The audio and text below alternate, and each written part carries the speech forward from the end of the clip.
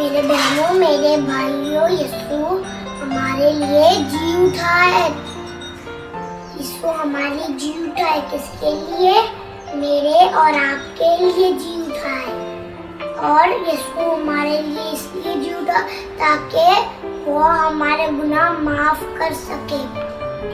और हमें यीशु के पीछे चलना है। यीशु नूर है, शैतान अंधेरा है। अगर हम अंधेरे में जाते हैं तो हमें कुछ नहीं नजर आता।